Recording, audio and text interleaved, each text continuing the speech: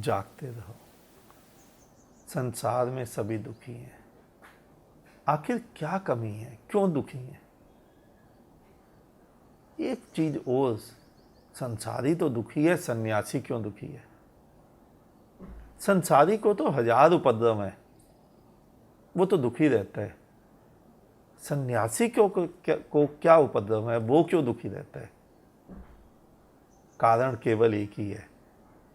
संसारी ने दुख के कारण को दूसरे पर सौंप रखा है। वो कहता है कार नहीं है, कोठी नहीं है, रुपया पैसा नहीं है, पत्नी बच्चे ठीक नहीं है, इसलिए दुखी है। लेकिन सन्यासी, वो तो अपने दुखों को किसी और पर ठहरा रहा है।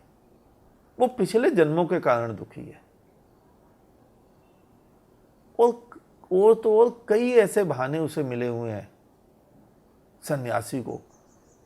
जैसे वो कहता है उसके शिष्य के पाप कर्मों के कारण वो दुखी है। संसारी भी दुखी, सन्यासी भी दुखी। हर व्यक्ति अपने दुखों को दूसरे पर ठहराता है। शिष्यों के कारण दुखी, पिछले जन्मों के कारण दुखी। मुझे याद है किशन भक्ति संस्था में, एक किशन भक्ति संस्था वाले को मैं जानता हूँ। वहाँ के एक गुरु पिछले 20-25 वर्ष से दुखी थे। मैंने पूछा तो कहते हैं शिष्यों के पाप भोगने के कारण दुखी हैं, बीमार हैं। और उसी संस्था के दूसरे गुरु जो कहीं और रहते थे, वो संन्यास छोड़कर गृहस्थी हो गए। पूछो क्यों? तो कहते हैं किसी शिष्य के पाप के कारण उन्हें यह पतन देखना पड़ा।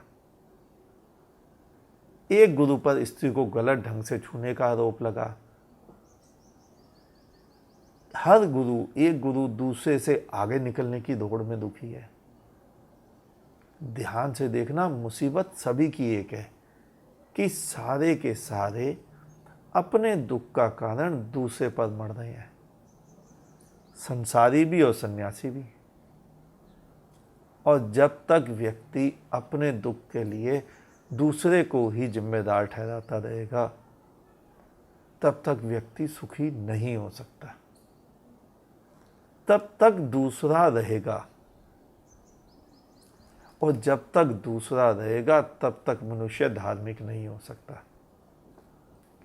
मैंने पहले भी एक बार तुम्हें समझाया था कि अगर रास्ते में कोई बुद्ध मिले तो उसे मार देना, उसे देखते ही मार देना। इसका मतलब यह नहीं है कि तुम रास्ते में हत्या करते चलो। इसका मतलब है स्वयं के लिए उसे मार देना, क्योंकि तुमने उसे स्वयं के लिए नहीं मारा तो फिर तुम उस बुद्ध को पूजने लग जाओगे, उसे जपने लग जाओगे, उसकी तस्वीर लगाकर आरती उतारने लग जाओगे। और फिर वही तो तुमने अपने धर्म का साथ किया है। तुमने अपने पूरे धर्म का दारोमदार दूसरे पर छोड़ दिया है। ध्यान से देखना, मैं ऐसा क्यों कह रहा हूं? क्योंकि अगर तुमने धर्म की बागडोर दूसरे पर छोड़ दी, किसी और बुद्ध पर, तो तुम कभी भी बुद्धत्व को उपलब्ध नहीं हो सकोगे। तुम स्वयं बुद्ध हो, तुम स्वयं परमात्मा हो। इसीलिए तो मैं कहता हूं तुम बुद्धों के बारे में ज़्यादा मत सोचना। बुद्ध बनो, बुद्ध बनने के बारे में सोचना, क्योंकि यही तो तुम्हारा स्वभाव है। यही तो वो पथ है जिस पर चढ़कर तुम अपने दुखों का विनाश कर सकते हो। लेकिन तुम सभी किसी भी धर्म को मानने वाले किसी ना किसी दूसरे पर ही निर्भर रहते हो। एक बात और ध्यान रखना कि जब तक तुम दूसरे पर निर्भर रहोगे, तब तक तुम्हें तैरना कभी भी नहीं आएगा। तुमने किसी ना किसी नाव का सहारा ले रखा है, और मैं तुम्हें उसी नाव को छोड़ने की बात करता हूं।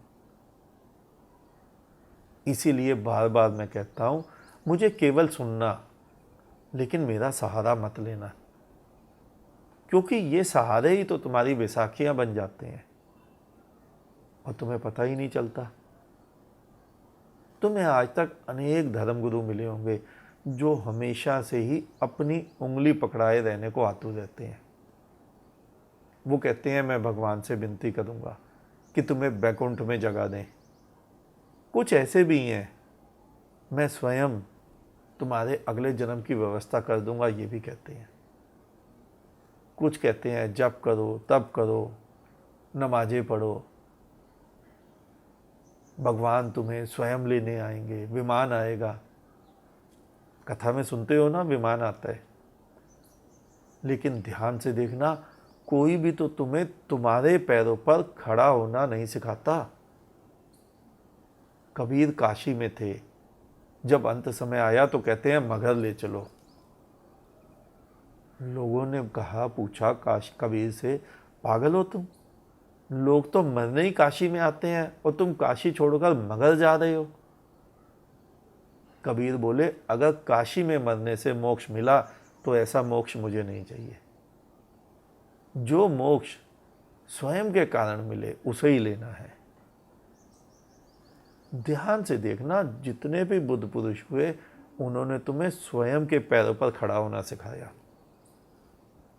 और जितने भी धर्म का चोला ओढ़कर धंधा करने वाले महात्मा मिले उन्होंने हमेशा तुम्हें बैसाखी पकड़ाई। लेकिन तुम्हें समझ ही नहीं आता, तुम देख ही नहीं पाते, क्योंकि तुम भी सब व्हील चेयर पर बैठकर बहुत खुश होते हो। मैं तुम्हें किसी धोखे में नहीं रखता, क्योंकि मेरा तुमसे कोई भी स्वार्थ नहीं है। मैं चाहता हूं तुम आँख खोलो, जागो, तुम्हारा भी दीपक जले। मैंने तुम्हें बार बार समझाया है, तू जाग जा और तू भाग जा। बस इतना ही तो है। वरना संसारी भी दुखी, सन्यासी भी दुखी। जिसने अपने दुख का कारण दूसरे पर देखा वो सभी तो दुखी हैं। और जिस दिन तुम अपने दुख के लिए स्वयं को उत्तरदायी मान लेते हो, उसी दिन तो सुख के रास्ते पर तुम्हारे पग चल पड़ते हैं। आज इतना ही, शेष किसी और दिन।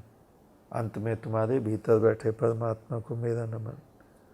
तुम सभी जागो, जागते रहो।